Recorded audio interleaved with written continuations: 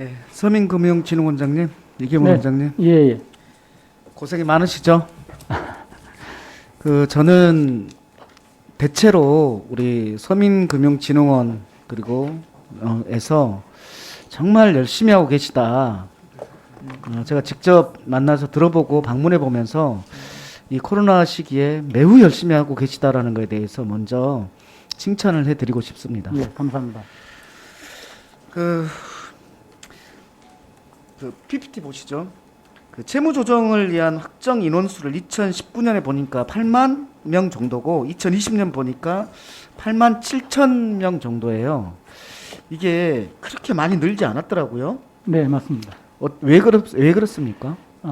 정부에서 기민하게 그 코로나19 상황에 대비해서 원금 상환위를 했기 때문에 상대적으로 원금 상환 유예 등 이제 만기 연장을 해서 그렇다는 그렇습니다. 말씀이시죠? 그렇기 때문에 실질적으로 다 저희 그 회생법원이나 저희 그 신용회복위원회에 채무조정 신청 이렇게 아니 그러니까 그것 때문이다라는 네, 거잖아요. 예. 예. 2021년 상반기까지는 거의 똑같은 추세인가요? 네, 그렇습니다. 그렇게 보면은 네. 만기 연장이라는 네. 실은 어쩔 수 없기 때문에 연장을 할 수밖에 없는 네. 그 상황인데 그게 풀리거나 네. 또 지금 이렇게 계속 진행된다면 이 어려움을 회복하는데 시간이 걸릴 텐데 네. 또 그 사이에 계속 문제가 많이 생길 것 같아요. 네. 지금은 그렇다 하더라도 네. 만기 연장이라는 게 결국은 원발의 오줌 누기 아니겠습니까? 폭탄을 늦추는 거잖아요. 그러면 또 하나 여쭤보겠습니다. 개인 채무 조정, 개인 워크아웃이라는 게 있잖아요. 네, 맞습니다. 개인 워크아웃의 조건이 어떻게 되죠? 일단 90일 이상 연체가 되면은 저희 그 개인 채무 조정을 해주고요. 그다음에 네네. 30일에서 90일 사이는 이자율 채무 조정이라고 해서 네네. 원금 탕감 없이 예, 이자율 그렇게 해주시죠. 3개월 네, 이상 연체이고 이럴 때. 네, 맞습니다. 그런데 그렇게 해서 이제 이 은행과 채무자와 이 협약을 조정해 주는 게 신용회복위원회 역할이잖아요. 네, 맞습니다. 그런데 이 협약을 다 했어요. 네, 이 협약이 끝났는데 그러면 그 협약에 따라서 갚아 나가야 될 거 아닙니까? 근데 코로나 때문에 또 바빠가지고 너무 어려워서 못 갚는 사람들이 있을 거 아니에요. 네, 이게 약속을 했는데 약속을 못 지키는 어쩔 수 없는 상황이 살다 보면 생기는 거 아닙니까? 특히 이번과 같은 코로나 시국에는 네, 맞습니다. 그런 사람들의 숫자가 네, 저는 많이 늘었을 거라고 생각했는데 통계상으로 보니까 네, 평균이 거의 큰 변화가 없어요. 네. 그 이유가 뭡니까? 일단은 저희가 원금 상환위를 똑같이 그러니까 사실은 신용회복위원회 채무조정을 받은 분들은 더 어려운 분들이거든요. 근데 그분들이 코로나로 인해서 힘들어진 경우에는 그분들의 변제금 자체도 또 상환위로 할 수 있도록 이렇게 좀 기민하게 대응을 하고 있습니다. 그러니까 3개월 못 갚는 약속을 못 지킨다고 해가지고 바로 실효를 하지 않고 네, 맞습니다. 또 다른 조치를 취해주고 있다는 얘기잖아요. 그렇습니다. 네.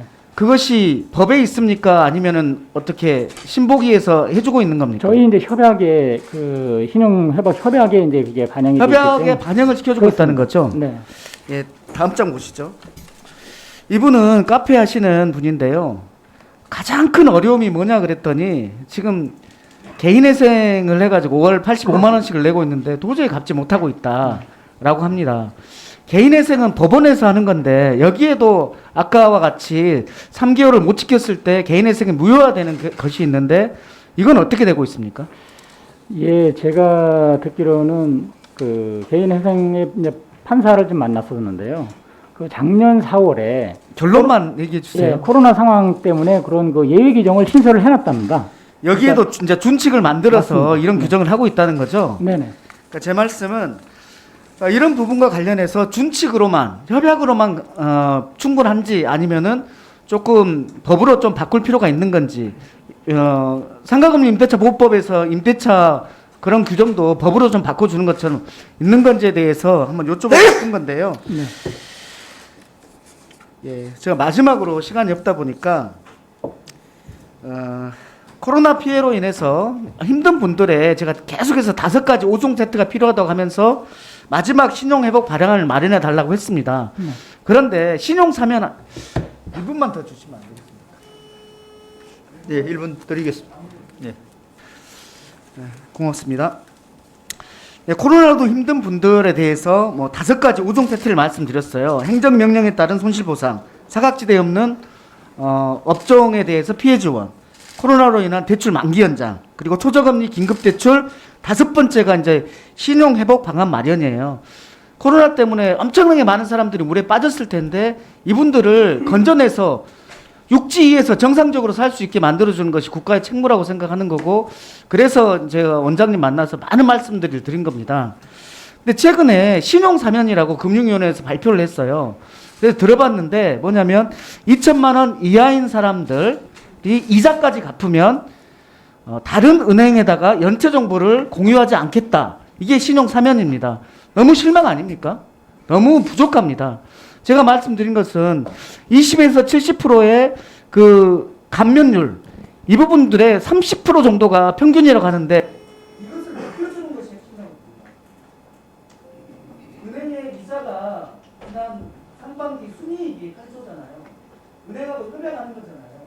은행이 삼성 차원에서 신용회복 감면율, 채무 감면율을 30% 정도인 그 평균율을 그걸 좀 높여주는 거. 이것이 가장 실질적인 거 아니겠습니까? 말씀 좀. 예, 우선 그 의원님께서 그 서민들의 진짜 어려운 삶을 깊이 있게 헤아려 주셔가지고 관심 가져서 너무 감사드리고요. 말씀 주신 건 하여튼 유념하도록 하겠습니다. 그리고 필요한 경우에는 그 정부하고도 협의를 하고 또 관계 금융권하고도 협의를 하도록 하겠습니다. 예, 수고하셨습니다. 다음 김희곤 의원님 질의해 주십시오.